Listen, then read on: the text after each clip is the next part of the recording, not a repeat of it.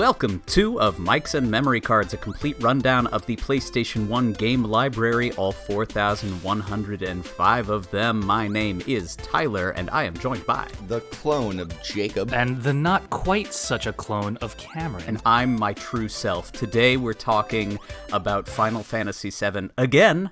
Welcome to our first part 2. We were just talking before we started recording about we're also going to do a part 3 that matches the disc 3 of Final Fantasy VII, where there's only about 15 minutes worth of content because you only go to like one place in disc 3.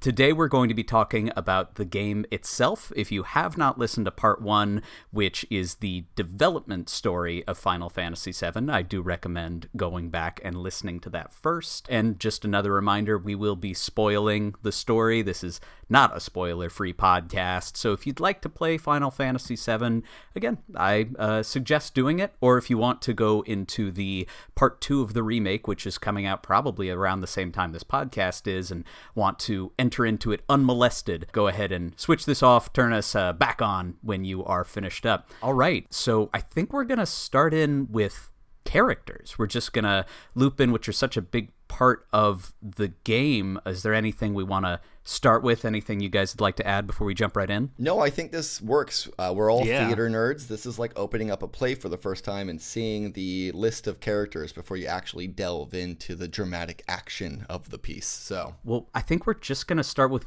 how about let's start with who is everyone's favorite character of the 9 main cast? It's absolutely Tifa. Tifa is attractive, and we understand that. So says the director of Tekken 8. And the unofficial mascot of Italy. I almost called it Italia, of Italy. I thought you were just going to say Tiddly. Oh, I get it, because she has... I don't know. Tifa, again, like, Tifa's hot. I don't know, with the aggressive, like, uwu-ness of her character, that I could comfortably call her my favorite. She definitely became my favorite because of the remake. Like, I always thought she was a good character, but, like, since they added so much more, like, personality to them with the remakes, it completely swayed me, and I'm like, yep, it's Tifa now. I agree, because playing through the remake, Tifa and Aerith are given a lot more agency, but also you can see the more playful characterization, especially of Aerith, who is sort of sarcastic and a little street smart. I love the Aerith of the remake, and so going back to OG, she occasionally is a little flirtatious or a little funny, but some of that characterization was gone a little bit.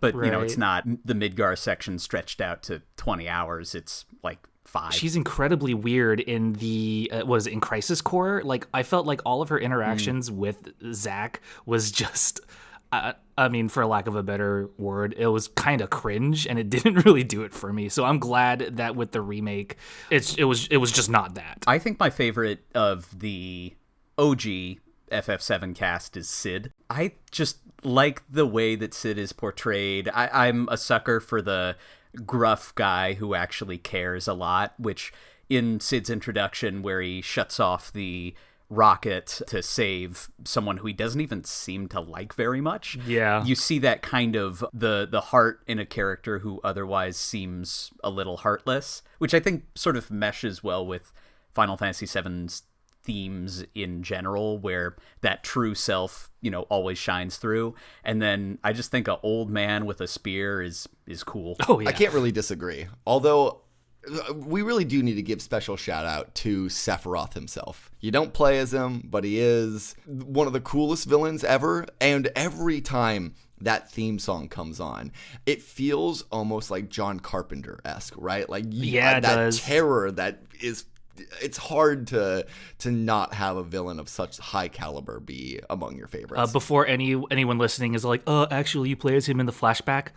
We know you play as him in the flashback. We're talking like main playability characters here. I'm gonna actually them back. You don't play as him. He's in your party. You see his bar, but you don't control his actions. Oh, it's automatic, isn't it? It's automatic. So all you play at is useless Cloud doing like 10 points of damage to Sephiroth's 9,999.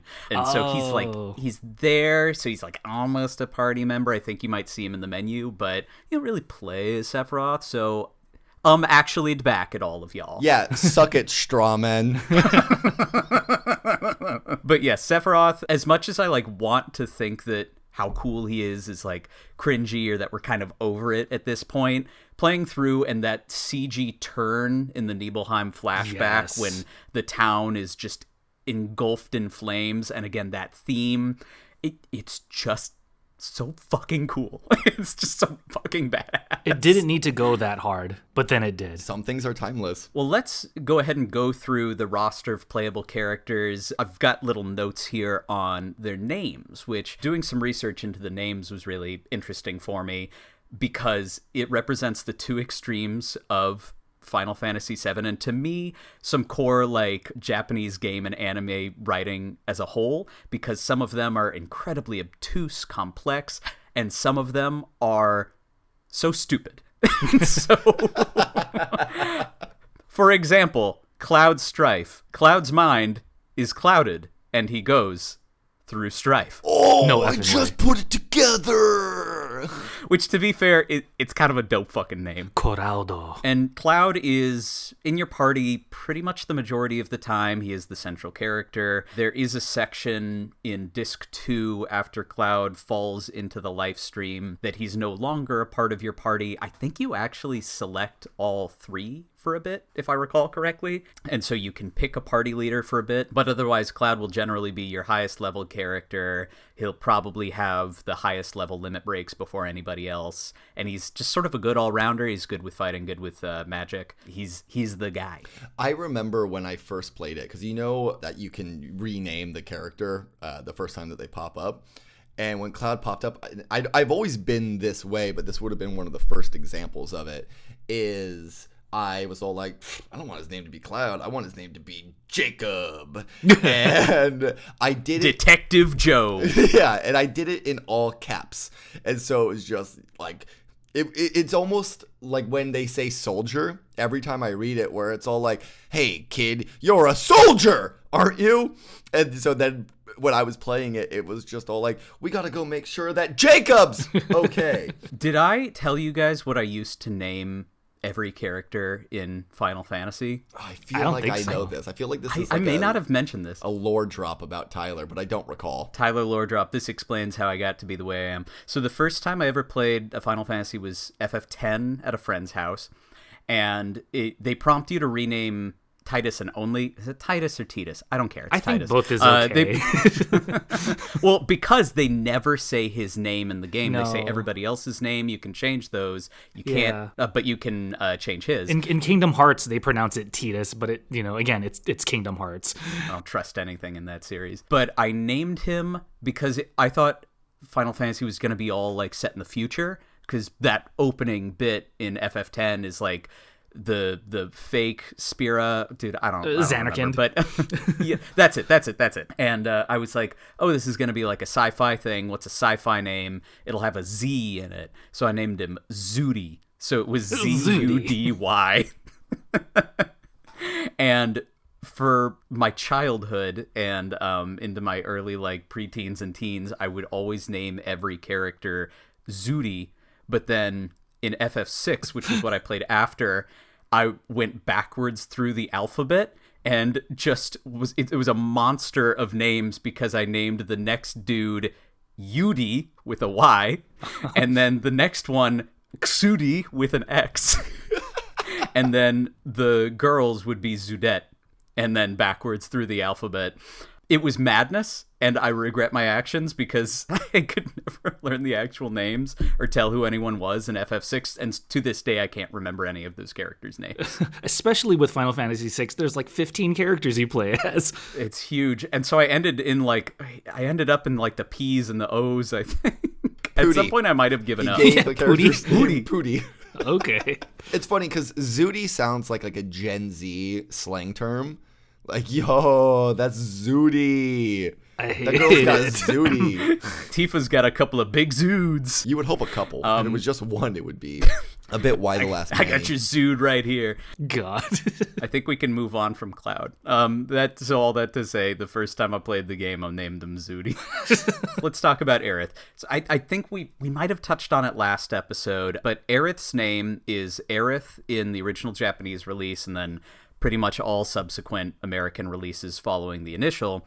But when it was translated the first time, she was brought over as Aeris. So it's like Aeris rather than Aerith. The name Aerith is given because it's a portmanteau of air and earth, her representing the natural elements. Why it was changed to Eris is I believe the translator was trying to just keep the sounds, which Aerith sounds phonetically like Eris when it's, translated, but I think the translator may have missed the purpose of the name in the first place. There's no history of that ever happening with Japanese media. And then her last name is Gainsborough, and I couldn't find any reasoning for that. I looked it up, and it seems to just be like an English last name. Okay. I mean, Gainsborough is a pretty sweet last name. And her mom, the house they live in, is like a very traditional, like English. Oh my God, English countryside. No.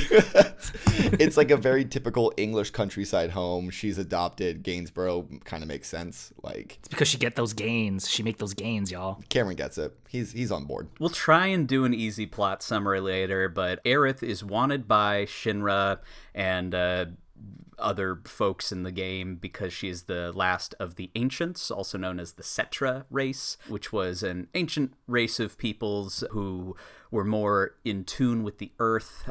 She would supposedly know the way to the Promised Land, which would have a bunch of Mako energy, and so Shinra wants to mine the shit out of that Mako, so they keep trying to kidnap her. It seems like she'd be really easy to kidnap. Like, they know where she lives. I've always felt like that was kind of a plot hole. Like, it seems like she was pretty easy to kidnap, and they didn't do it until Cloud started trying to protect her. Because they would come in and check on her, wouldn't they? Aerith is pretty classically your magic user, very poor physical stats, and she dies. What? She dies at the end of disc Wait, 1. Yeah. No, what? Did you know? Aerith dies at the end of disc 1. That's the big spoiler for the game. Which I learned not from playing the game, but from the player's guide. Because I flipped ahead and they had a sequence of the cinematics, and I saw her getting stabbed. That's brutal. That's unfair. I thought it might be like one of those things where, like, my wife had Citizen Kane spoiled for her because they made a joke about it in Family Guy. On Family Guy. Like, yeah, yes. The Rosebud's the sled, right? Never seen the movie. I just know it from Family Guy. I'm like, well, they say cinema's dead now. When you guys first played the game, was that a surprise for you? Had you had it spoiled? I did. I knew it happened. I'm trying to remember. I don't know. I really don't remember if I knew that Aerith was going to die. I think I might have, because even though I played a little bit of the game, I really didn't actually get into it until after I'd played the first Kingdom Hearts game. And so it's like I knew about Sephiroth, and I knew that he was an unbeatable bastard, and I hated him. And I also knew that he was voiced by Lance Bass, and I loved NSYNC, so I also loved him. Complicated emotions from me towards Sephiroth. And then I want to say there might be like a couple of like jokes even in Kingdom Hearts that kind of indicates that Aerith is like dead. Like they know that she died, but she's here anyway. And that might have given it away, but really I don't recall. Yeah, I got into Final Fantasy VII kind of late. I already had a PlayStation 2 by that time, so I think it was already common knowledge. But yeah, it didn't change the game for me at all. Like I still felt everything I was supposed to when going through it. It's still very affecting. I noticed in my cold adulthood playing through the game this time, I stopped using Aerith at one point because I knew it would be a waste of XP. Oh my God.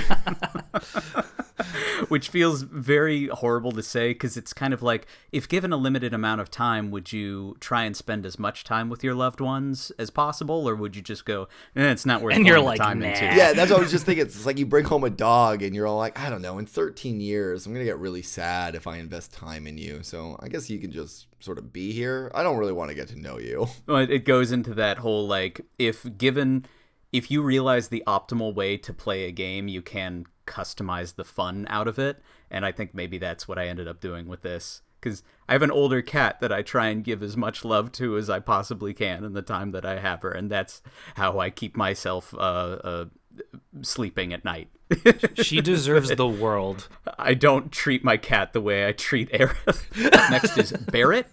And did you guys know that Barrett, his name is because it sounds like bullet if you pronounce it with Japanese phonetics. I did not know that. I'm not going to do it on air. Everyone listening, try it. Say Barrett. Just say it out loud in the privacy of your own home. I am trying. I'm all like, yeah, I can't. I can't. Like, my mouth won't open. It won't let me do this. I forget Barrett's last name. I didn't write it down. Does Barrett? I don't think it. Did Barrett lose No, I think a he hand, does. and was it replaced by a gun, or does his hand Yes. go into? I can't tell. He lost it. Okay. He and Dine both lose their hands after they're run out of. So, like, Shinra comes in, builds a reactor in their town, and then ends up burning the town down, I think, after they get everything that they need from it. And so Barrett and Dine are, like, running away. They start shooting at them. Dine almost falls down a cliff, and Barrett grabs his hand, and so the soldiers shoot their hands, so it shoots off Barrett and Dine's hand, so they both have gun arms, but I think it's like the opposite arms. Yeah. And then Marlene, Barrett's daughter, like adoptive daughter, is Dine's daughter, because he thinks that Dine dies after he gets his hand shot and he falls down a pit, and then you end up fighting Dine later under the gold saucer. And this is a whole plot thread that is not important to really anything else that happens in the game. True, but it's one of my favorites. It's one of my favorites, though. It's really cool. I loved learning that about him. All I wrote for Tifa in the outline next to her name is boobs. But then there's a whole bunch of shit about her name because it's the most complex name in the entire series. So Tiferet in Hebrew means beauty, glory, adornment, and it's one of the Sephirah in the Kabbalistic tree of life.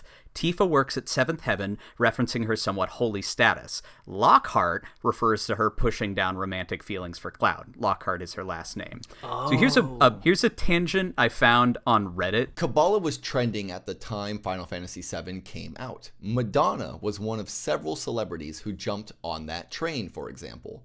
On top of that, Evangelion had just come out and made referencing Western religion hot again in Japanese culture, and Eva had a big effect on Final Fantasy VII in a number of ways. So yeah, names like Tifa and Sephiroth were references to the Kabbalah.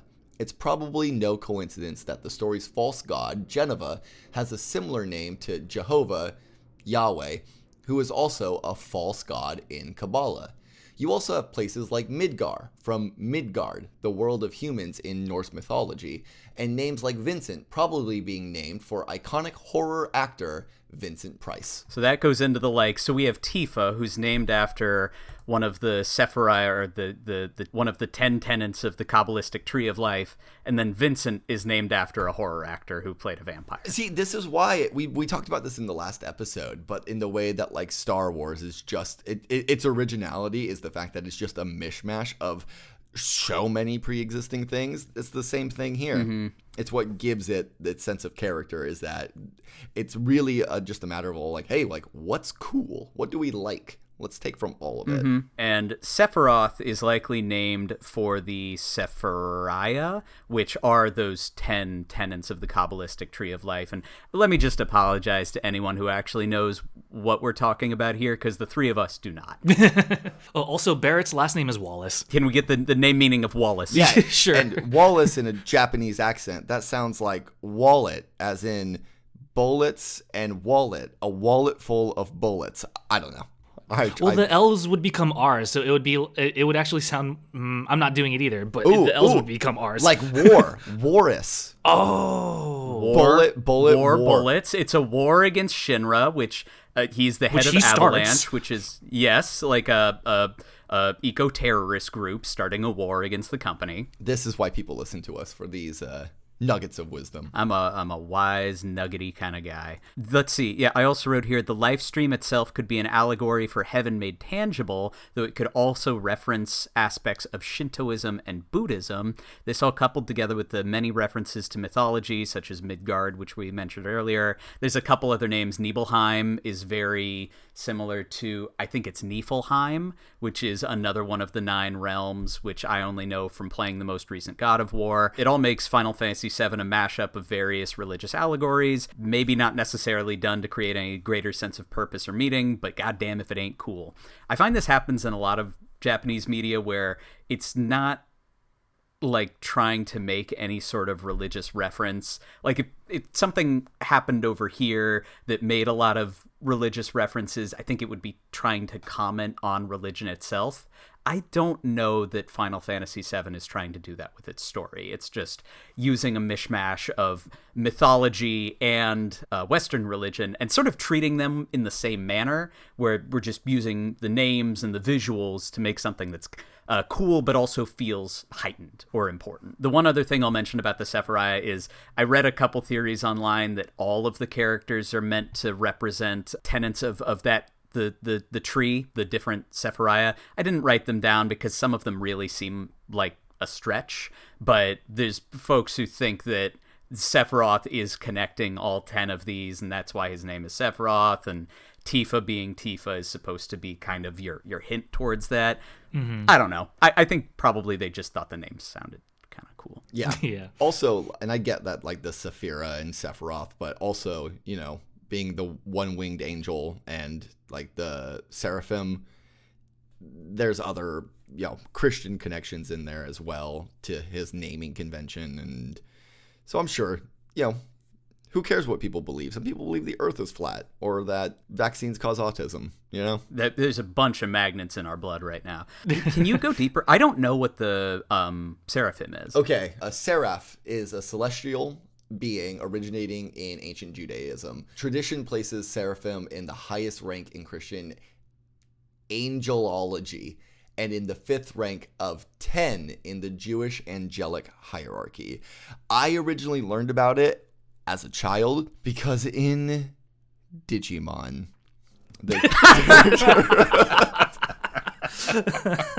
TK has Patamon, and Patamon is the last Digimon to evolve to its champion form against Devimon, turns into Angemon.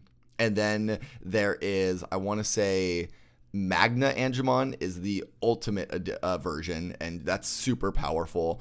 But they never, at least as far as I watched, never did the Mega form of many of the Digidestins, Digimon, excuse me. But I was curious, and I collected the cards and I collected the toys, so I really wanted to know. And his Mega form was Seraphimon. And that was when I was all like, well, what does that mean? So I looked it up, and that character is looks like a crusader, like mixed with like a KKK Grand Wizard. It's not a good look for a Digimon to have. Oh, I just looked it up. Yeah, this definitely looks like something that's hanging like next to a Blue Lives Matter flag, and under it says like, protect your women and keep them safe or something. Yeah, it's absolutely. Yeah, people think of themselves, they're all like, I am the angel that will protect the white race and defend against the border. That looks like what this Digimon is. Did the anime avoid that then? Because I don't remember this, and if they did, that's probably a good call.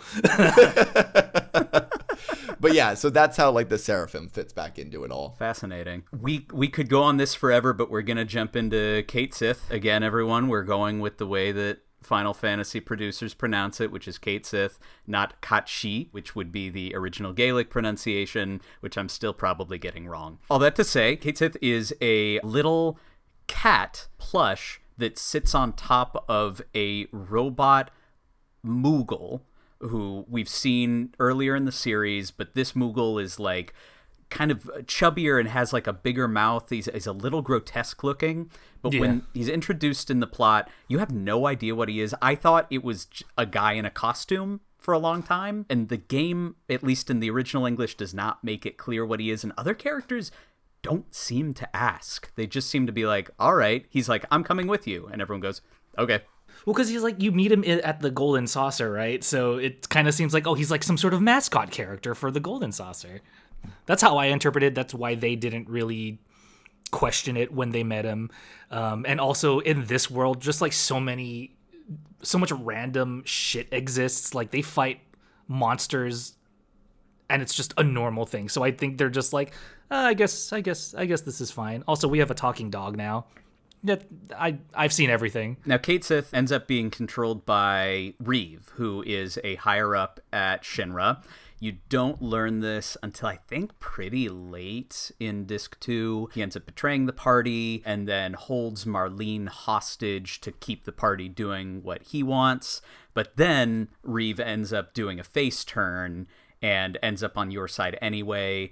The robot seems to have some AI of its own because it can still fight even without Reeve controlling it. So I don't know if the robot fights on its own and then Reeve just like watches and talks through the little megaphone for the Cait Sith doll. Either way, he's a great magic user, and his limit break is different than the others because he only has 2 levels of it. There you go. And I think his voice also changes because when it's Reeve, it's like a normal dude talking, but then when it's Cait Sith, it in some localizations or even some where there's voice acting, there's like a slight Scottish accent to it. Like if you've seen Advent Children, yeah. So and there's even a part where in Advent Children, there's a scene where I think it's just playing the voicemails of everybody who's trying to contact Cloud, and Cloud's not answering everybody, but then one of the voicemails, it's like, hey, Cloud, it's Reeve, hope you're doing okay, or something like that. But then when Cait Sith shows up later in the game, he has like sort of like a Meowth-sounding voice.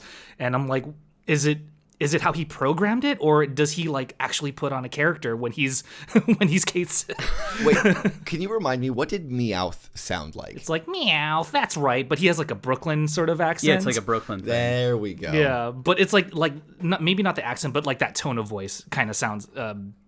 is kind of what Cait Sith sounds like. Well, that explains why Cait Sith is everybody's favorite character. Yeah, I take it back. I don't like Tifa. I like Cait Sith. In the history of the series, Cait Sith was also an enemy. I think starting in Final Fantasy 2 through 5, there's enemies called Cait Sith, which are just like, they kind of look like little leopards, or they look like bigger cats. And then in FF6, Cait Sith is a summon, which looks like the doll that sits on top of the Moogle. So the game, if you know your FF history, sort of hints at the fact that this character may be of dubious trustworthiness because Cait Sith has previously been both an ally, I guess you would call them an Esper in FF6, and an enemy in other previous installations. That's pretty neat. I dig that. I didn't get it myself, but for anyone who's a big fan, like that would be a neat, like, ooh, wait, they're on my side now, kind of a, yeah. There is Red 13. As far as the naming for this one goes, Nomura thought having a character with a name that didn't sound like a name was cool,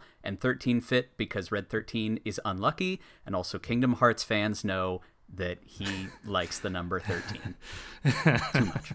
Organization 13, and the 13 chairs that you have to sit on in order to summon the 7 great warriors or whatever. So in my most recent playthrough of Final Fantasy VII for this podcast, Red 13's the only character that I named something else in my party. And I named him Arthur. And the reason for this is because when I was in high school, I went to, I'm sure, Tyler, you went to this as well, being in Oregon, to like the regional acting competition. I did, yeah. Yes, and they would give you a number, or a letter and a number would be assigned to you, so that way the judges didn't know your name and there'd be no favoritism, shit like that, right? And I was given the moniker, the letter R, and my number was 13.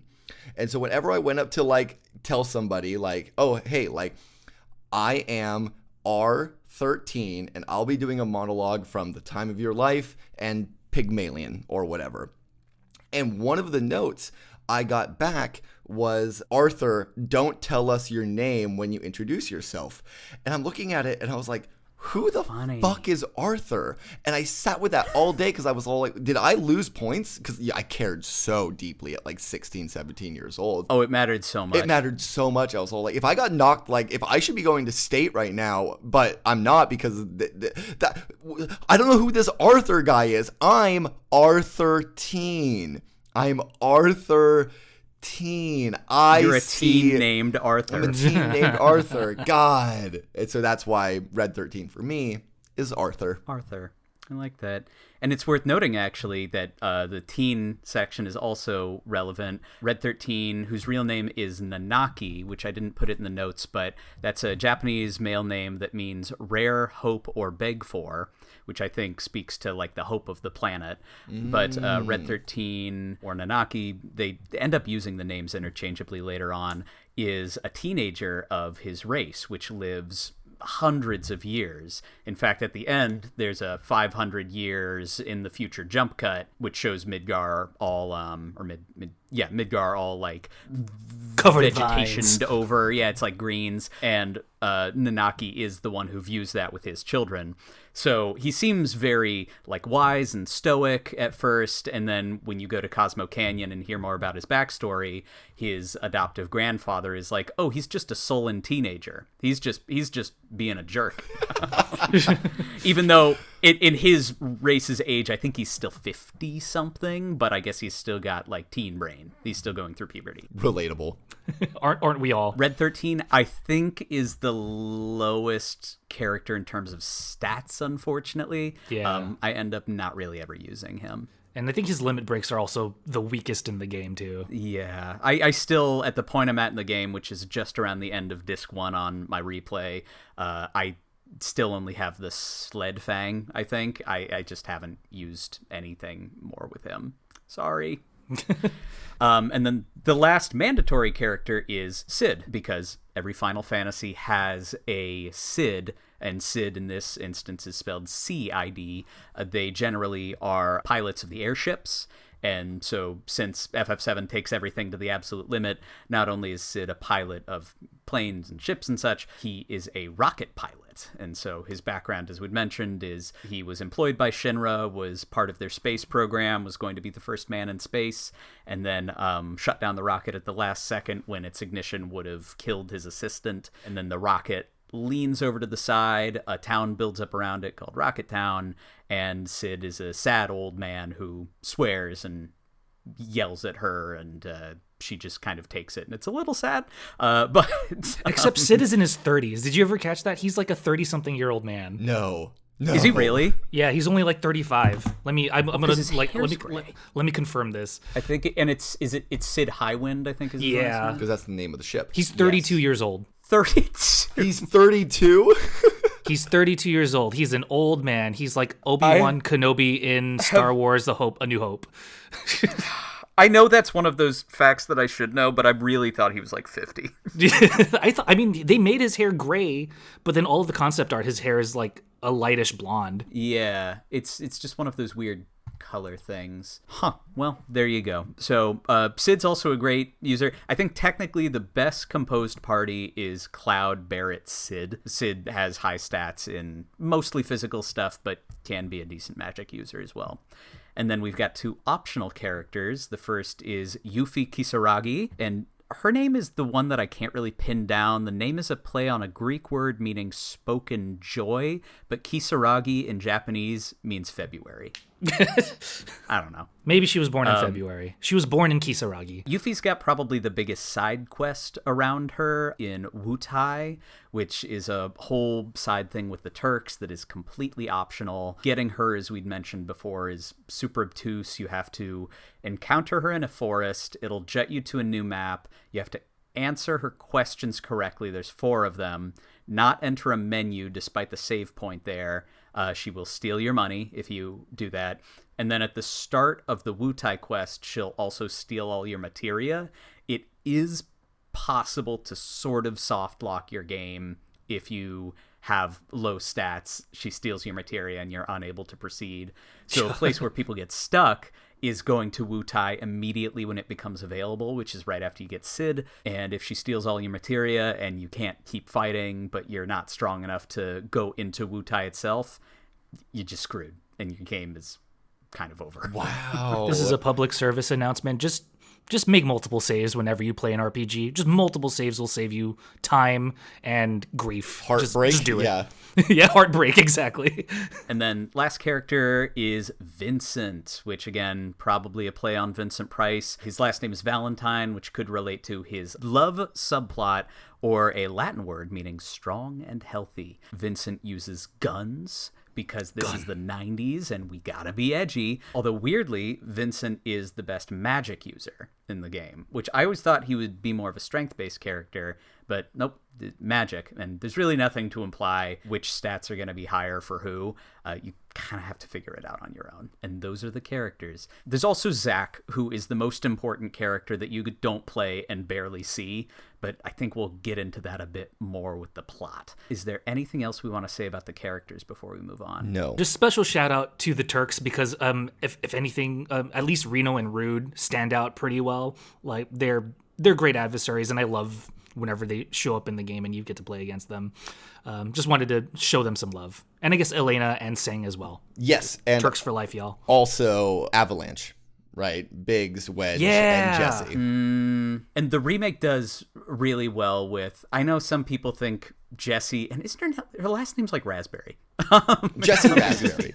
Which it's cute. It's a cute name. I like what they did with her characterization. I do too. That kind of she's like a weird artsy kid. And look, I just relate to it because she's like a former theater nerd who is out of her depth because she couldn't make it in the arts. That's true. And now she makes explosives. She could have made it, but then Shinra destroyed her father. Put him in a coma, and that's why she left. And then Biggs and Wedge, again, another naming convention that comes up in Final Fantasies previous to this. Biggs and Wedge, of course, being a Star Wars reference to Biggs and Wedge, to pilots in, I think it's Rogue 2 or something. So in more, they're both in the original Star Wars. Deep cut. There we go. Characters. Yeah, they don't get a lot of airtime in the original game. They are just sort of Barrett's lackeys, and it is a bummer when the three of them die. And then even more so in the remake because you spend all this time with them. Yeah. It is, yeah, it's sad. I do like in the original, the little moments you get as Cloud to save them during that first mission. Like the staircase falls on Jessie and you have to get her out of there and she's all sweet and thank you. And yeah, it just kind of it grounds you in the reality of who these people are, what they're trying to do, and your role in all of it. And it shows that Cloud isn't heartless. The way that he tries to portray himself in those initial moments, because someone tries to tell him their name and he goes like, I don't care. You can select it. It's like, I think it's like you have two choices where it's all like, huh, okay, and then the other option is I don't care. I'm too busy for this shit. I'm just here for the money, for the gil. But you do have to save Jessie. If you go up, I don't remember which, Biggs or Wedge will be like, where's Jessie? And you have to go back and save her. Oh, that's good. When her foot is stuck. You can't let her die in that 10-minute countdown at the start. Thank God. But it shows that, like, yeah, Cloud is still, like, he is a good guy. He's a mercenary. He comes off as sort of heartless, and he keeps going, like, money. Where's my money? But at the end of the day, he will save someone who's in need. Let's get into the plot of Final Fantasy VII. Oh, boy. Let's give it the old college try, boys. While Final Fantasy VII is full of a lot of moments about Cloud being a cool soldier guy in Midgard, because that's the part everyone remembers, it's an absolute misdirect. Final Fantasy VII is a role-playing game about playing a character that is playing a role. Really, we start in medias res, which with many vital aspects of the game having occurred prior to Cloud's arrival in Midgar. Cloud begins life as a shy kid growing up with Tifa in Nibelheim and having big dreams of making it in the Soldier program, which is a program run by Shinra where they inject people with a bit of, I think, Genova's blood, or cells, Genova cells. Genova cells, and then they inject them with more Mako energy. Yeah. The thing is, he doesn't make it into the soldier program. He actually kind of sucks and ends up just a grunt force group with Shinra. He, along with Zack and Sephiroth, are sent to investigate Nibelheim. So this is later on. He's gone away to Shinra Corps, joined that army, and then he's being sent back to his hometown with Zack, who is a soldier, and Sephiroth, who is as well. Sephiroth's kind of the kingpin as far as the Shinra army goes.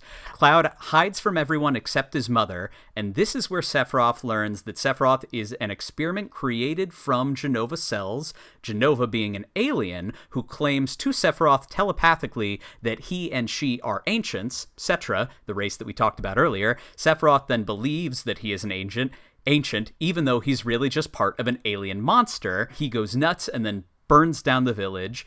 Jenova, though, is the alien that wiped out the ancients, infecting them with a virus that turned them all into monsters, which I think are the monsters that you fight during the game, just like on the field.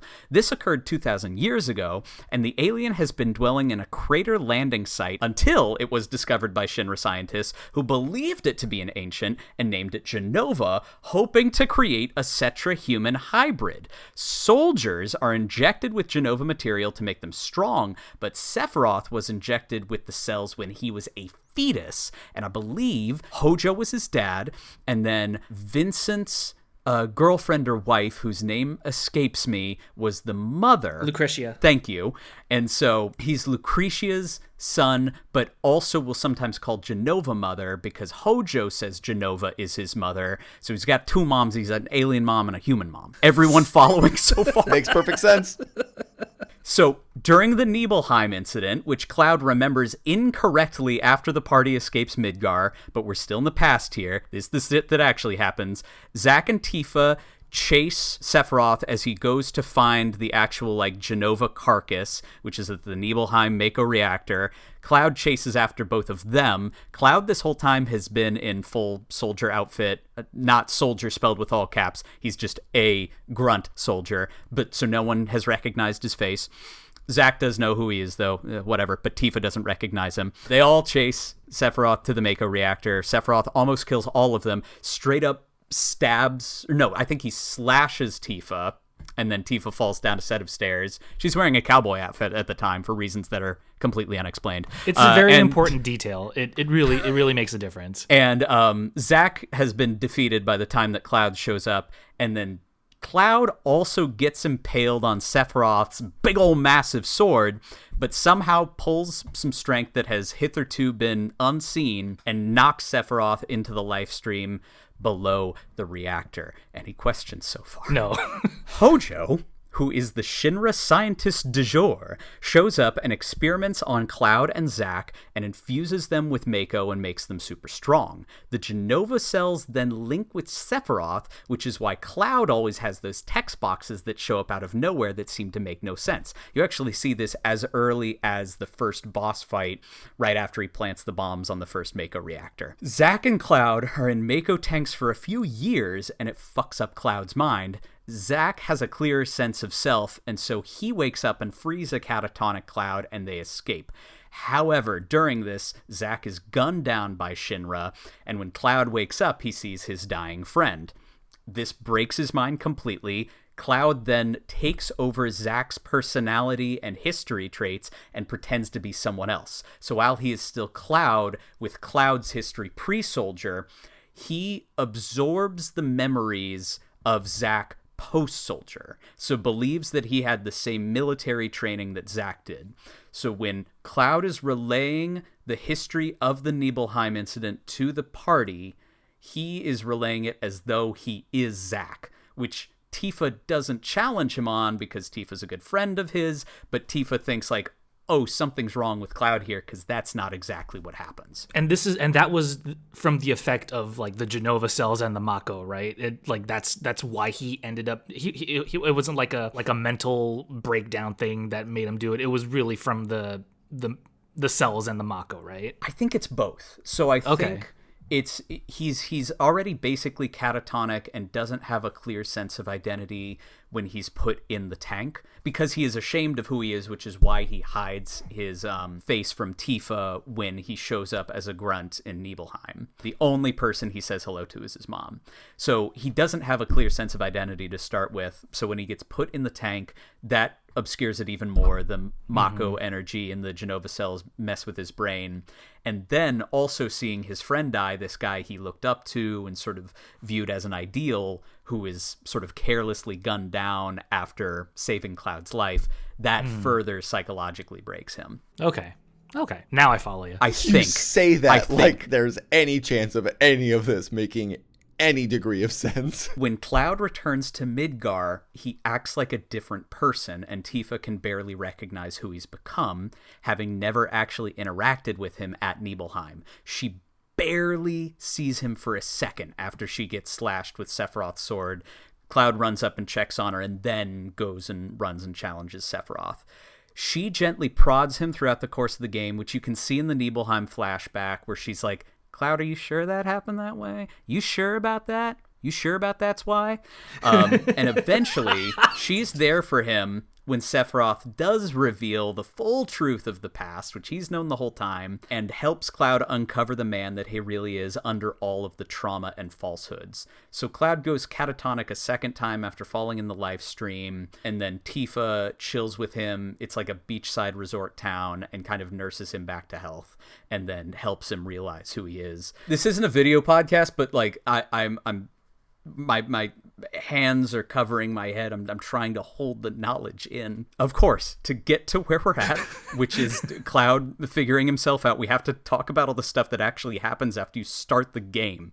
Avalanche is an eco-terrorist group blowing up Mako reactors in the Shinra-owned city of Midgar. Cloud joins Barret and Tifa, but says he's only around for the money, a mercenary for hire. One bombing run goes badly, and he crashes through a church in a lower sector and meets a flower girl named Aerith, who is a member of the Cetra, also known as the Ancients, though he doesn't know that yet. So yes, Sephiroth is not really a last member of the Ancients. Aerith has the blood in her too. Also, Sephiroth isn't really an Ancient. He's just got alien cells in him. Shinra wants Aerith for this reason, because they believe she can unlock key parts of the life stream for them to explore for resources, which is what's called the Promised Land. She's captured, but then rescued by the full crew, so Tifa and Barret decide to help out too. They also rescue Red 13 from Hojo's lab. On their way out, they find that Sephiroth, thought to be dead previously, having fallen into the reactor at Nibelheim, has come back to life somehow and then killed the Shinra president. The Shinra president's son, Rufus, then takes over the company and decides to run things even more cruelly than his already cruel father. That was such an excellent moment in the game, is seeing when you get...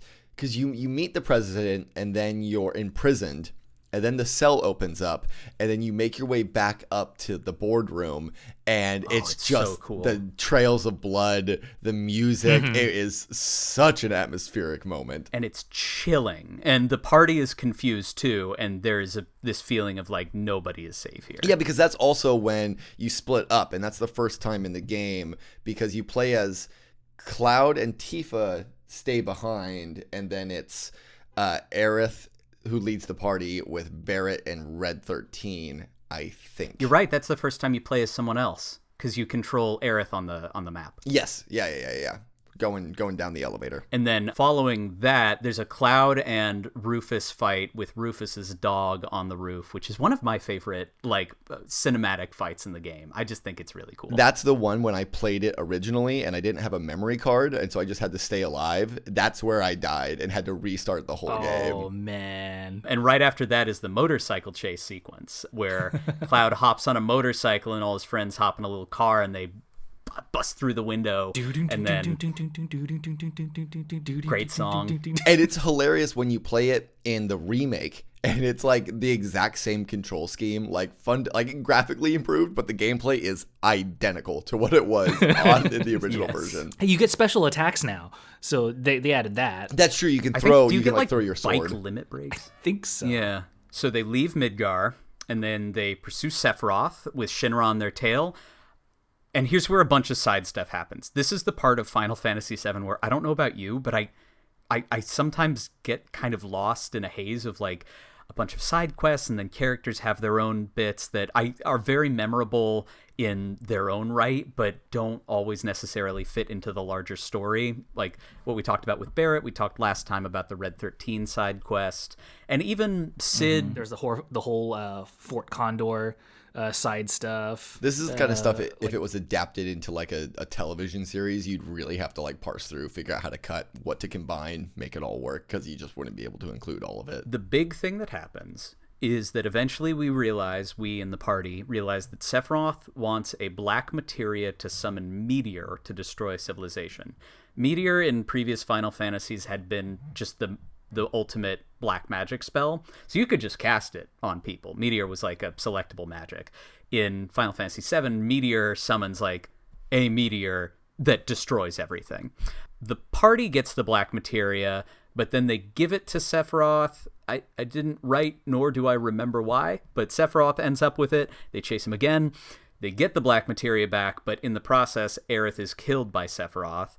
That's when the party learns much of the truth in the past that we've already gone over, though Cloud has still not fully put together his true identity.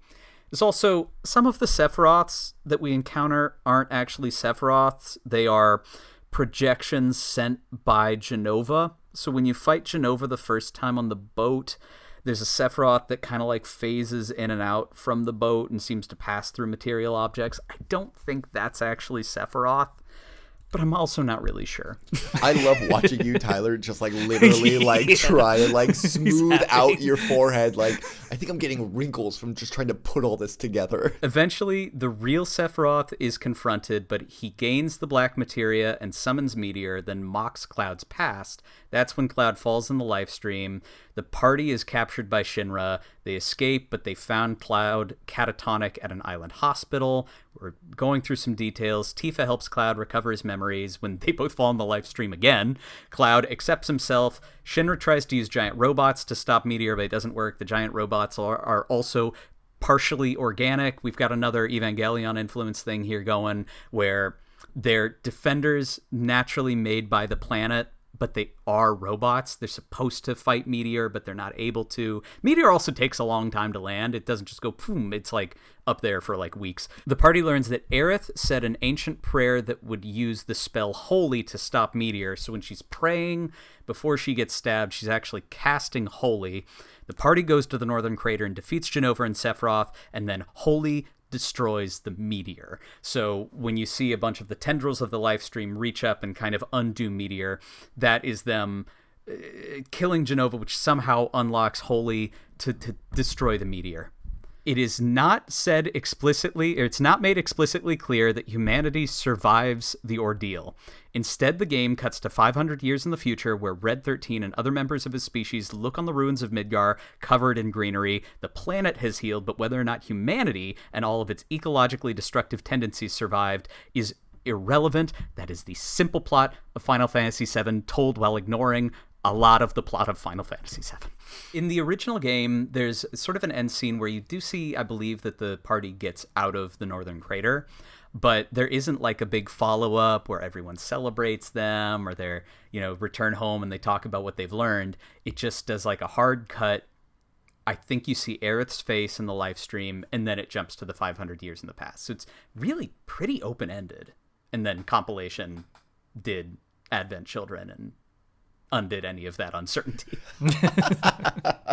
The people demanded more. It's all canon. Holy I cow. don't have anything else to say about the plot. I don't think there's anything more to say about the plot. I mean, we could go into the You subplots, pretty but much nailed it. Yeah, that's... I noticed this time it's so complicated. Sometimes characters in the game will go, can we go over what's happened? At one point, Barrett straight up says, I was there and I don't know what the fuck's going on. So it's self-aware that it's difficult to follow. And there's an element here, right? Because we talked about previously, just in the story of the development of the game, that these characters, that these plots aren't the creation of a single creator. It's a bunch of people contributing, tying things in, making it what it is. And that can certainly contribute to why it's so all over, but endlessly entertaining.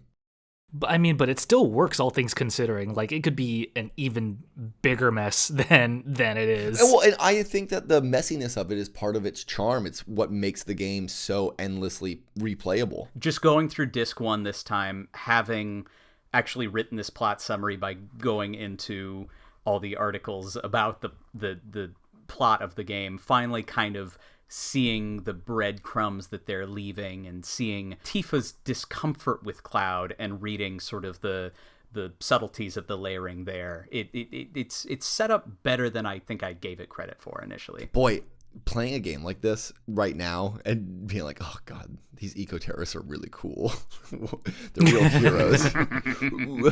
Ooh, it's making, I feel like I want to do some bad things. Makes me want to start a revolution, but not in the Jan 6 way, in like, a better way. Some of the flavor text in Midgar after some of the avalanche-led explosions do reference that innocents are killed in it. And Jessie also references that the explosions are often bigger than she wanted them to be.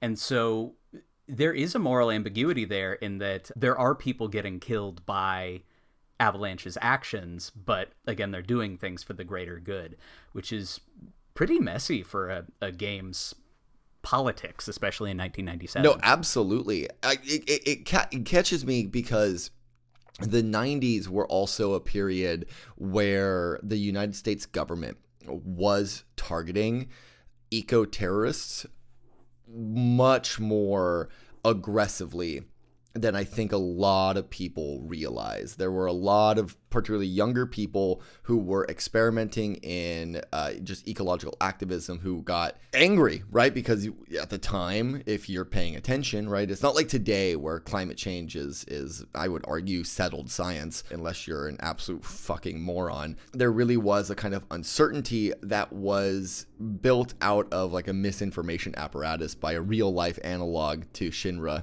in the way of any, major fossil fuel producer and exporter. And so these people got into what could arguably be like low-tier ecological terrorist activities. And then the United States government came down on them with they dropped the hammer on them. And these people, for relatively minor offenses, they were punished in a very similar way to what we did with terrorists post 9/11. It was just all centered in the 90s. Did you guys ever see the movie Night Moves? No. You might have heard of it, in part because your acting teacher, it plays a very small role in that film. It was shot in Ashland while we were in college there. It's got Jesse Eisenberg, Dakota Fanning, and Peter Sarsgaard in it. Oh, and Yes, and it follows a group of eco-terrorists who attempt to blow up a dam, and the whole film kind of hinges on the time pre that action and then immediately post that action. And what happens is they try to make sure that no one will get harmed, but one person gets killed, a camper that they were unable to warn and who was killed by the flooding after destroying the dam, and then the fallout from that. And it's just really good. If you're in the mood for some light eco-terrorist fare on a late Sunday evening, I highly recommend Night Moves. I always am. All right, so the battle and gameplay. Do we want to discuss what our favorite builds are, how we played? Yeah, for me, revisiting the battle system in Final Fantasy VII, I thought that going back into a more traditional turn-based combat would be really boring now that games aren't really doing that anymore unless they're trying to hit that nostalgia factor. But I really enjoyed it. It was real time enough. If I'm not mistaken, right? Like you could get your time counter. It's like, okay, you could attack, but if you didn't, it wasn't like you could just pause on your character. The enemies would end up attacking you as well. Yeah, I think 7 was my first experience with the active time battle system, so I didn't know that. This is me coming from Final Fantasy X, where it truly is turn based, and that went over my head that I could just be like, oh wait, I want to go get a snack and then leave the controller, and then I come back and my characters are either dead or damaged. I didn't realize that it went on without me. Yeah, it gives it a certain kind of dynamism. When we should explain the way that, active time battle works, this is a system that came up first in Final Fantasy IV, where on your little character display at the bottom, there's little bars that fill up, and once that bar fills up all the way, a menu pops up and that character can select an action. That timer is tied to, I believe, your dexterity stat, so certain characters will fill up faster than others. Tifa, I think, has the highest dex stat. And then there's other spells that can be cast on you or that you can cast on enemies, haste, slow, stop, which affect that bar directly. It's very interesting, and it's something I think they only did with the SNES titles and the PS1 games, and I don't think has been revisited by Square, maybe in what is it, Lost Sphere or I Am Setsuna maybe uses it, but it's more of in the realm of the indie throwback game now, whereas you don't see this kind of system pop up. 13 sort of uses. Yeah, 12. I think 12 is an active time battle type of deal too. Right. They sort of ape it and then expand on it or twist it around in different ways, but that very traditional battle is in a new screen, you wait until the bar is filled and you attack is 4 through 9 specifically. Yeah, nothing signaled the end of this kind of combat like Kingdom Hearts did. I think people got really into that model, and Square then tried to find a way to make all of their games after Kingdom Hearts 2 in particular kind of play like that, even if still trying to maintain a party management and real-time strategy element to it. 15 would not exist without Kingdom Hearts. No. As far as the combat in that game works. I mean, I really don't even think that the 7 remake is also like 15. Oh, yeah. So inspired by it. Well, and that's just Nomura again, because the remake and Kingdom Hearts are both directed by Nomura, so he's probably got the same kind of feelings about how he wants combat to run. Yeah. I mean, it works. It really works does. really well. I loved the combat for Final Fantasy 15 is probably the highest point. I like it. Probably one of the higher points of that game. I also, as far as the gameplay in this game goes, not just battling, I just love the mini games. And sometimes just the little things you had to do, like when you're in Shinra Core and you had to sneak past the guards, and you go once as Cloud, you get to the middle, and then you have Barrett get across, and then you have, I think it's Tifa gets across, and then you have to do the second half. And this time playing it, I just could not do that second half, so I kept having to fight and restart. And I was all this is fucking nuts. And they do throw a lot of timing-based stuff in. I have a section on all the formal mini games, but there's a lot of moments where it's the ground fell out from under you. Press circle to jump. Move your character to the right to pick up the thing as you're falling. That's in the kind of westerny looking area. Yeah, and I was just amazed at how fluid it still felt. I wasn't getting I said before, I was getting frustrated, but mostly because I was just doing it poorly. I never felt that I was doing it perfectly, and it was the game that was fucking me over. I generally was all wow, this is really well designed, and I didn't have to. Yeah, I just wasn't getting angry, I think, for that reason. There is one part where the game is empirically incorrect, and it is when you are scaling the wall to get up to Shinra Core. Yes. So this is, and then there's the spot where there's a swinging wire, and you have to press circle at the right time to fall on the swinging wire. But what your jump arc is different from when you miss versus when you hit. The timing is absolute horseshit. It makes no sense. It is pure chance. And so what I did was, I'm not afraid to admit that I'm using save states here. I would use a save state, and then every time I would miss that jump, I would just hit F3 and go back. And this day and age, you gotta. It's saving me all of 20 seconds, but it's the principle of the thing. That part is bad. Look, sometimes those maps just don't make any fucking sense. No. That's definitely true. And your directionality on the pad isn't always the same. Up doesn't always move you up. Sometimes up moves you up and to the right, but then sometimes up it's moves those you up Resident and to the Evil left. camera angles. Yeah. And so it looks neat But you can tell this is their first foray into 3D sometimes. That's true, and that their attempts to have like a cinematic quality does impede some of it from time to time. I definitely agree with you. As far as the battle goes, the materia system, I don't know if we've gone too in depth, but you only have 3 pieces of equipment. There's a weapon, there's a bracer, and then there's an accessory. The accessories are pretty standard. They either protect you from a status effect or they boost a stat. And then the weapon and the armor, while having stats equipped to them, also have materia slots. And materia are things that you can equip that give you either a spell, they give you so what is it? It's green is magic, which gives you a spell. Blue is support, which links to another materia. The materia slots can be either isolated or come in pairs. So the blue always needs to be connected to another materia.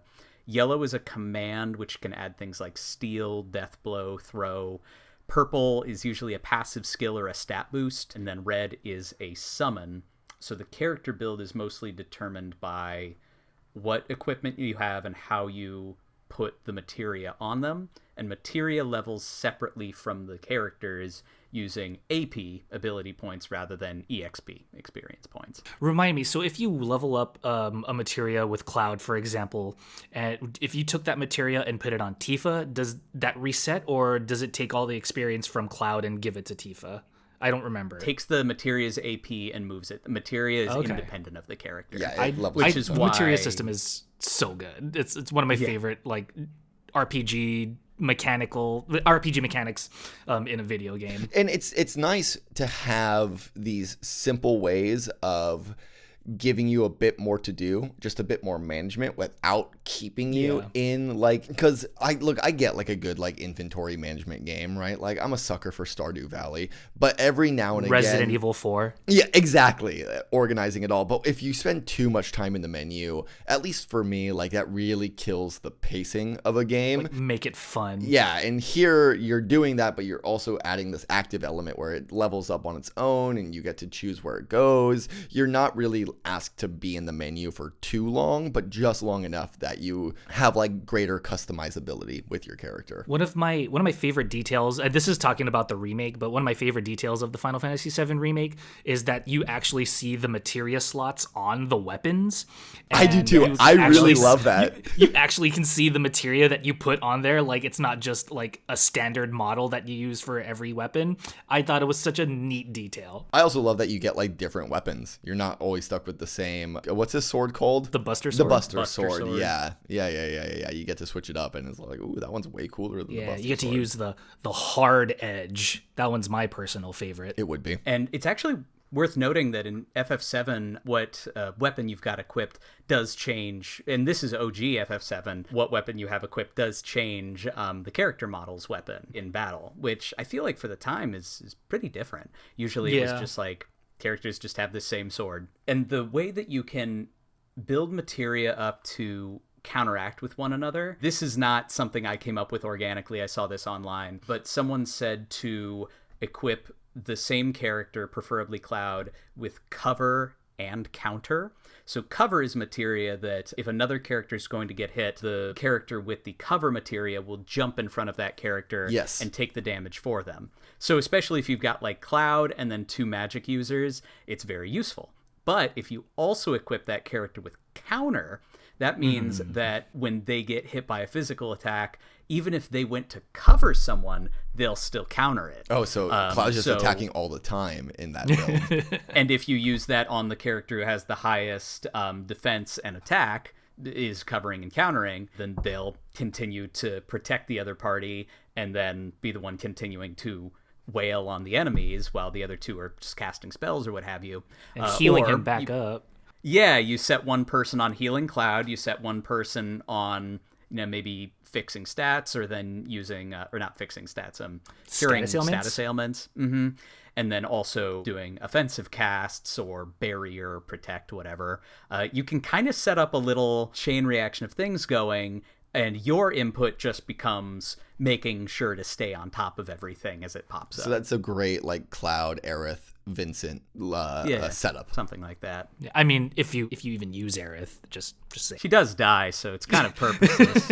If you're just going for that min-max, you might as well just fucking get her out of Honestly, there. I do heartless. kind of going back to that. It is, I mean, it's brutal because the romance between them is actually like pretty well done. It doesn't feel as lame as romance in games often does. It does feel young, but I mean, they're what, 21 and like 19 canonically. I actually think Aerith is older than her. Really? I guess she is an ancient. Actually, it would make sense if she was around with Zack. Aerith is... She is 22.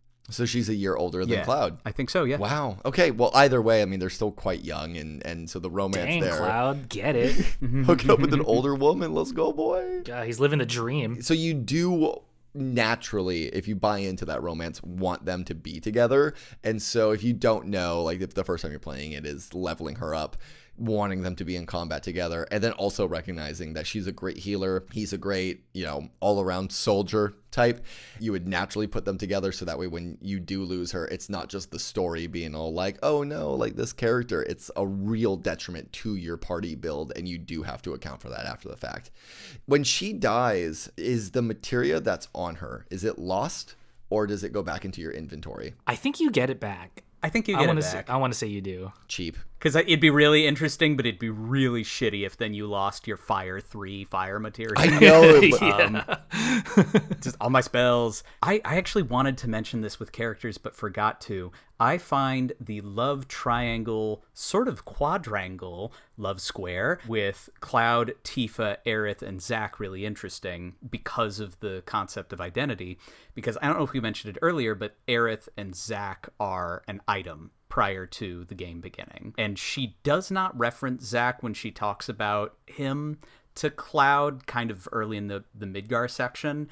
And I don't know if that's intentional or not, but because Cloud is sort of aping Zack's mentality and his background, there's an argument to be made that Cloud and Aerith were never necessarily really compatible, but that he was trying to be compatible with her because of that Zack energy within him, and that Cloud's real, like, childhood love is Tifa. And I do think canonically Tifa and Cloud fuck later in the game. There's a part where they spend the night together. I agree with that. I say yes. Honestly, Cloud's kind of an asshole for not sleeping with Tifa if that doesn't happen, because she's clearly like, hey, like, especially in the remake where it's all like, this is my room and it's right next to yours, so if you get like scared in the middle of the night and you just want to come knocking, like, you're more than welcome to. And he's just all like, money, give me my money. It's like, oh. My reading of it this time through was that Cloud and Tifa were sort of always meant for one another. And I do think there's that very tropey thing that you see in some Japanese media where it's the childhood friends who've known each other since they were very, very young and then end up hooking up later on or realizing that they've sort of been like these true lovers the whole time. I think maybe in American society that'd be more like we're childhood friends, so we're like brother and sister. So it maybe sometimes reads as a little weird to us, thinking like the Eren and the Mikasa thing, but that's got its own other bullshit that we don't need to go into right now. That's true. One thing that we haven't talked about on the podcast, but we did talk about in text, is the sort of transiness of Final Fantasy VII, of the kind of identity, and we haven't talked about how fucking rad it is that Cloud has to cross-dress in this game. And yeah. I didn't realize, I think because like when I reached that point in this most recent playthrough, I was just like busy in life, and so it was a lot of I'll play for 5 minutes, I'll go back to that save spot, play for 5 minutes, go back to that save spot. And so I was kind of rushing through it by the time I had a chance to sit down. But in the slums, once you've got the wig and you've got the dress and everything, and you're going over to the slumlord's palace, basically, I went straight there. But there's another area, another place that you can go to that I don't think you can actually get into unless you're cross-dress at the time. And it's like the slumlord's place is like on the northern part of the map, but if you go east, you'll... The Honeybee Inn? Yeah, maybe that is what it is. But you can't go in unless you're like if you do the actual quest there with the slumlord, you can't go back over there. So did you guys do that quest this time? I always miss it, and I know exactly what you're talking about, and I always miss it. I'm really bummed that I did. I should have done what Cameron said and had multiple saves on Final Fantasy VII, but I didn't. I had one because I'm an idiot. No, you're not. Don't say that about yourself. No, you're right. Like, I'm definitely not an idiot, but I would like to to get that part of the game. I just want to spend more time with Cloud pretending to be a woman. I think that shit's rad. And I love that everyone just says how pretty he is. It's true. Yeah, he's beautiful. Look at those eyes. He's a very pretty man. He's a very pretty man. I forget what we were talking about. It was just Cloud just wooing us just through cross-dressing really threw us off. The real waifu of the game is Cloud. Yeah. I mean, let's be real here. The one other part about battle that I wanted to touch on was the limit breaks, which are the one thing that is very character specific. As we'd mentioned, the materia can be moved around. So by default, characters only have attack and item as their standard commands, and then putting a magic materia gives them the magic submenu where you can go into and pick spells, and then there's other command materia and summon materia. But limit breaks are unique only to that one character. The limit gauge goes up as a character gets attacked. So again, another way to level up your limits is to give someone the cover materia, which means they get attacked more. And limit breaks level up also separately from everything else, because limit breaks have 2 attacks per limit level. There's 4 limit levels, and you get the second one by using the first limit a number of times, and then you level up the limits by killing a certain number of enemies as a given character. But regardless, it behooves you to continue getting the limit break and then continue using it. These are an elaboration on, I think they were called, I forget what they were called in FF6. I said in the last episode, desperation attacks or something. But each character's got their own set. Like, Cloud's are typically just really strong sword attacks, but Aerith's first limit break is a heal all limit, which again is one of those things that's really useful, that if it's lost when Aerith dies, well, it is lost when Aerith dies. It's actually kind of a shame that you don't have access to that anymore. Yeah. That's true, yeah. The only person who's got a really, really unique one is Tifa. Tifa is my favorite limit in the game. There's these spinning bars. Yeah. The slots. Yeah, you can either hit, get which is a critical, or you can miss. And for her, rather than the different levels of limits that you select, it just adds a new slot each time that levels up for her. And I would say it's one of the ones that can rake up the highest amount of damage, because you could technically, feasibly, get her to get like 999 damage, or 9,999 damage for each successive hit, and then just hit like 8 times with this slot. So knock out folks really fast. Anyone else's favorite limit breaks? Honestly, only because just aesthetically and conceptually it's really cool. But is it Barrett, or I think it's Sid's? Sid's the one where he basically summons the high wind to just unload a barrage on the enemies. Although I'm with you, Tyler. I think Beat Rush is definitely, I think that's hers. Maybe it's Summer. Yeah, it's Beat Rush to Somersault to, and then that's what it is. Yeah, one. yeah, each one. Yeah. I really like that. Her Though way. I do want to give an honorable mention to Vincent just shapeshifting out of fucking nowhere into random monsters. Like, that's kind of sweet too. Yes, that is cool. I don't know that it's explained. I think it was like just the experimentations that were done on him too. It just, all right, doesn't fit with any of the logic quotations that this game has given previously, but let's just roll with it. It's okay. It's that like very youthful energy where I remember thinking like, oh man, if only like I could be walking like in a nice neighborhood and have like a barrel of toxic sludge fall on me, like what random powers would I get? Oh shucks. Oh, just cancer. That's all you get. Kate Sith has only 2 limit breaks in comparison to everybody else with their 4 levels, but his are dice, where he tosses out a number of dice, and whatever the dice land on, it multiplies by, I think, 100, and that's just the damage that it does. He also has a slot machine, but his is more cattywampus. Cattywampus. Wampus. That's the 2 characters. That's Cat and Wampus. Wampus is the Moogle. Yeah, there it is. The Wampus. I'm going to call him Wampus forever.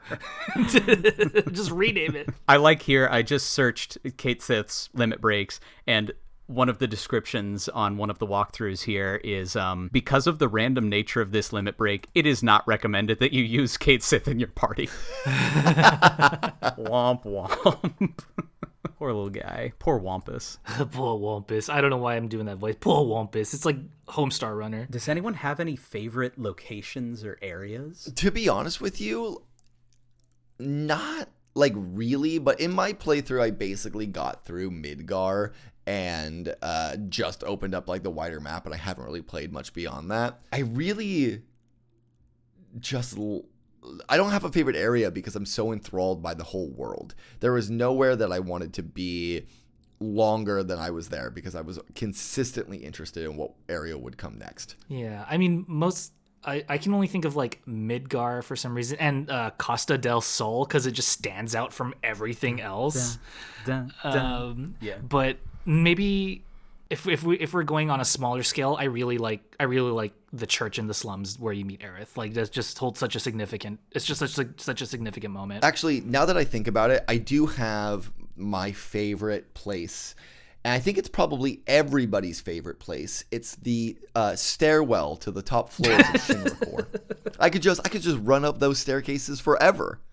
Just have it never end. I meant to not do it on this playthrough, and I accidentally selected the wrong thing and ended up running up again.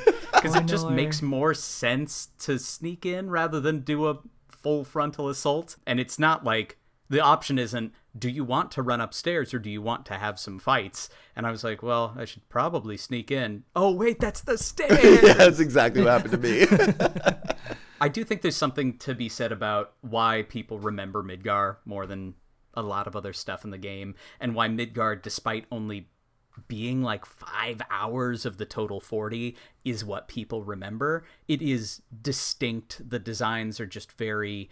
They're symmetrical, but they're messy. They're the retro futurism stuff, the graffiti. It's very steampunk. Japanese characters. Yeah. Whereas the rest of the game, there are really nice maps, and I like I love Cosmo Canyon, and I love some of the more ruined areas, like Gongaga. Is that it? Yeah. The reactor outside of that. Gongaga. I just got a text from my wife overhearing this conversation, and she wanted to chime in to say that the staircase in Shinra, she really she was running up it her first playthrough and thought maybe at one point she was just maybe these don't end.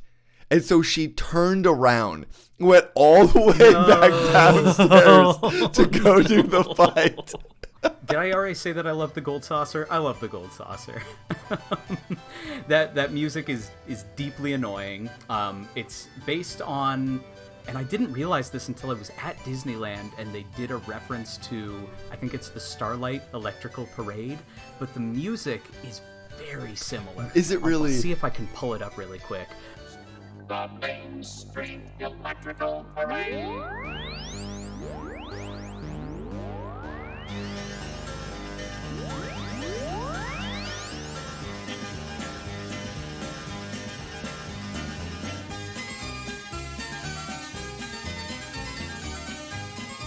All right, let's talk bosses. Any favorite bosses? Yeah. Well, you did mention the Turks earlier. I did, but I don't know if they're... I think I like them more as characters rather than bosses. All I can think about right now is, I guess, Diamond Weapon was a lot of fun. For me, it provided the right amount of challenge. So beating it, I felt really fucking good about myself. The Demon Wall, which is in, I think it's the City of the Ancients or the Temple of the Ancients. The first time I played through Final Fantasy VII when I was probably 12 or 13, I was stupid. I'm still stupid, but I was much stupider then. And I didn't get the materia system. I would just slap stuff on, but not necessarily understand why the stuff that I was applying to the characters would do anything. So, for example, I did not know what the all materia did, which is you apply all to a magic, and that means that the magic spell will get cast on either the entire party or the entire enemy group. So I just had 5 alls just equipped on a character. And it was, this leveled up all that wasn't doing anything. And so when I got to the Demon Wall, that was the first place where I got stuck, and I could not beat it. no matter what I did. And then when I went back later on, I was like, oh, I didn't get materia system. I remember, I had a very similar experience with a Squaresoft game that really illuminated to me. I think it's the crux of my like video gaming prowess, and it's Kingdom Hearts. And I didn't realize in Kingdom Hearts, of course it is, that you could switch Keyblades Yo! until the Chernabog fight. And so I did like the first like Wow. like 9 worlds with the original Keyblade, which meant like That happened to me too. Did it really? Yeah, I didn't realize that either. I didn't realize because it's like the keychains that you change. yes, Right? Yeah. So yeah, not until I got to the Hollow Bastion did I realize that too. I think that's why to this day I can play like hard games, because no matter how hard it gets, it's not as hard as Kingdom Hearts with the original Keyblade. The original Keyblade. I think it's funny how often Kingdom Hearts gets brought up in this discussion about Final Fantasy VII. I'm not sure what that is. Is it really just the natural progression of these games, or because it's Nomura? Did you ever beat Sephiroth in the Kingdom Hearts games? No. I beat Sephiroth in Final Fantasy VII. Like, I've beaten Final Fantasy VII, but I cannot, for the life of me, beat Sephiroth in Kingdom Hearts. He is impossible. I've seen other people do it, and I'm all like, I don't know how you block.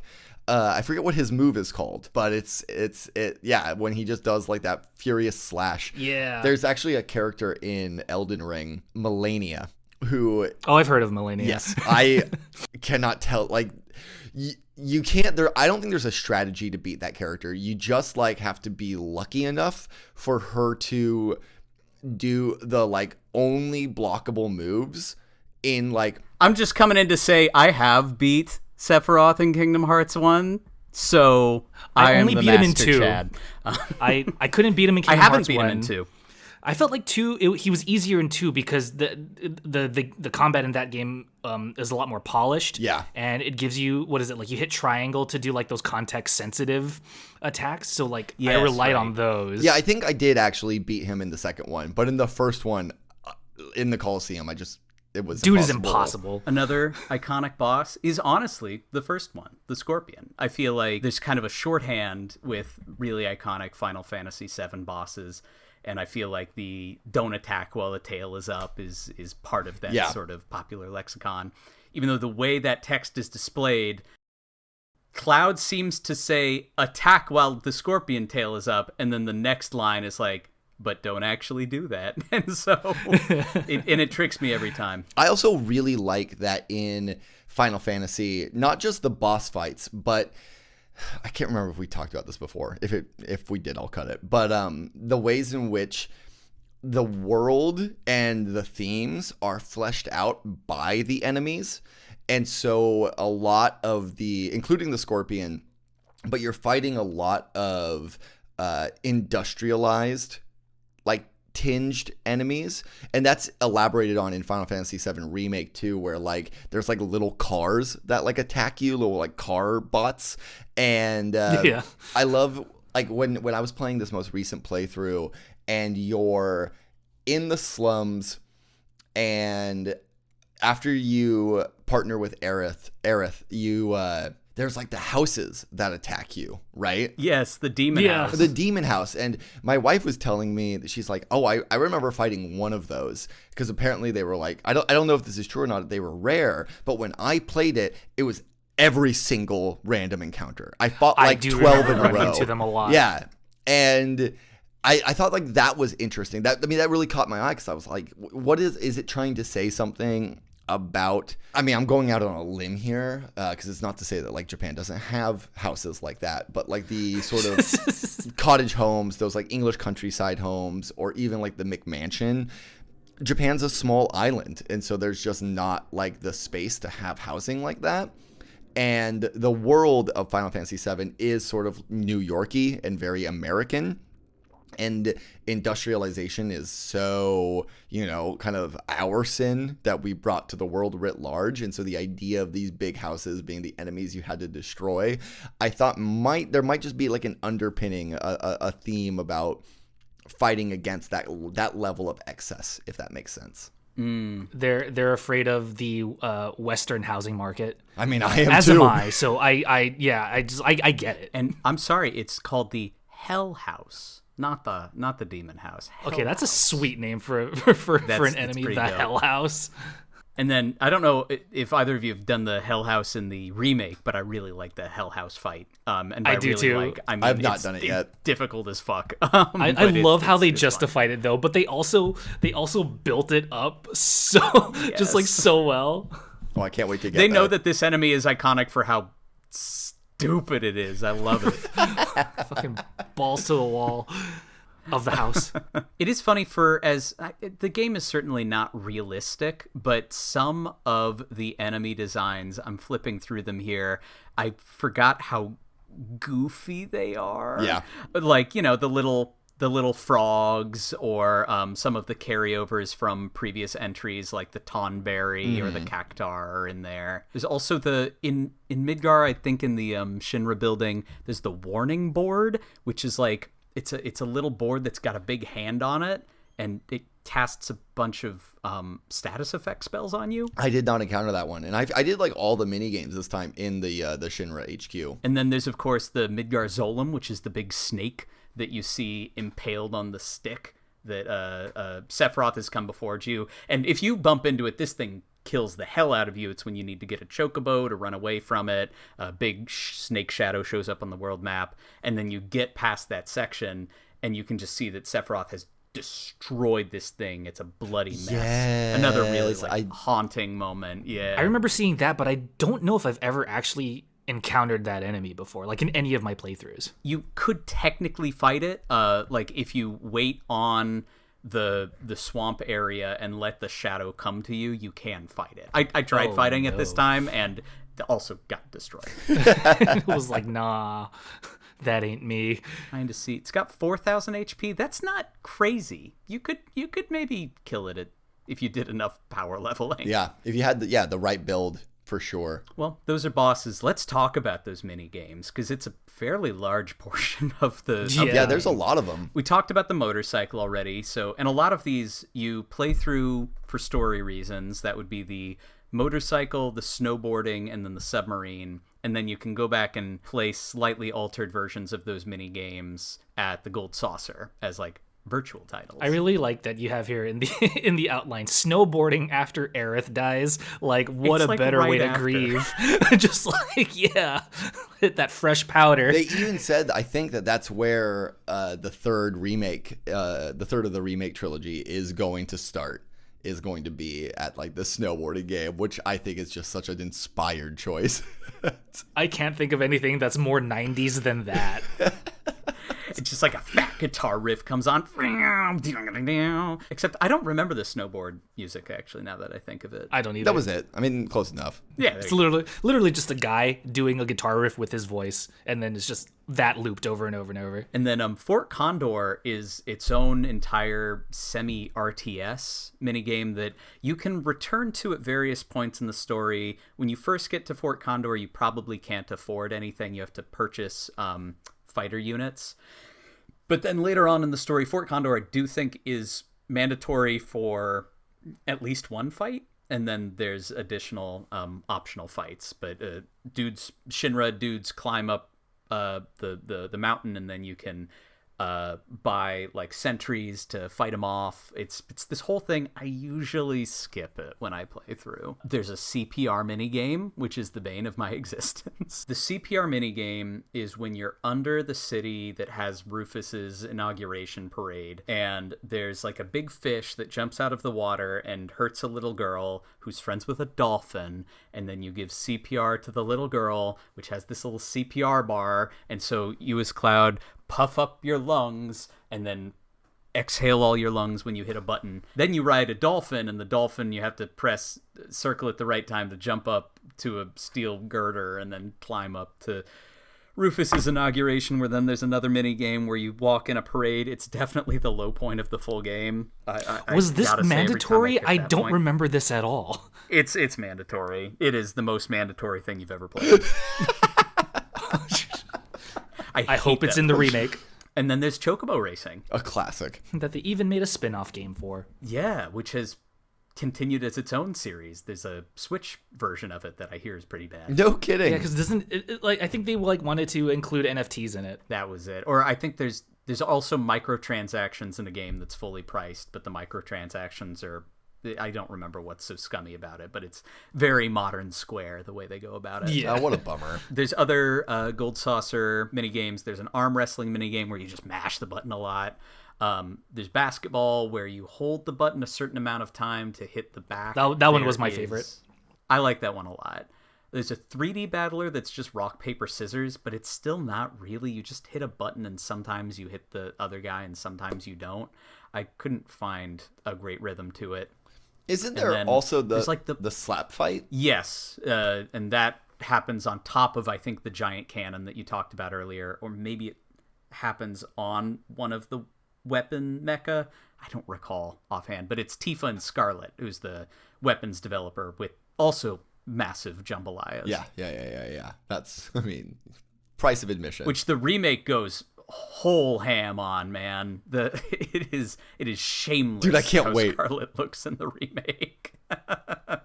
It's funny. It's funny. There's the Moogle story thing where you feed a Mog like a number of Koopo nuts to get him to fly so he can have sex. Oh, okay. Do you guys remember this? No. It's like Moogle is 30 and it's time for him to leave the house and find a mate. Feed him enough so that he's got the energy to fly, but not so much that he gets fat. And then Gold Saucer also has like a roller coaster that you go on where you shoot laser beams at balloons and ghosts. And I think that's most of the mini games. Now that I'm looking at it, it's a wide, varied collection. It's a strange game. Even having played it, like having it relayed back to me makes it even weirder. The fact that we sort of played this as kids and we're like, yeah, that makes sense. Yeah, you go on a roller coaster and also chase the man in black who's trying to destroy the world with a giant meteor. So this really is just the Dark Tower series. It comes out and we play it and we're like, that was so good. Can we get more games like that? It's like, oh, well, what did you like about it? Everything? There's no single part. It's just the way it blends together. What'd you like about it? I couldn't really tell you. I don't know. It's a mystery. Thank you, everybody, for listening to this more unscripted and potentially unhinged episode than usual. Final Fantasy VII is a game that makes good men mad and mad men gods. Now I am become the one-winged angel. I must have this knowledge so no one else needs to. Thank you once again for joining for another episode of Mics and Memory Cards. We are one episode remaining in our journey with Final Fantasy VII. Please join us next time as we give you a wrap-up on this wonderful game, a trilogy of episodes to match the upcoming remake. So, with that said, my name's Jacob. My name's Tyler. My name is Kameron. And you've been listening to Mics and Memory Cards.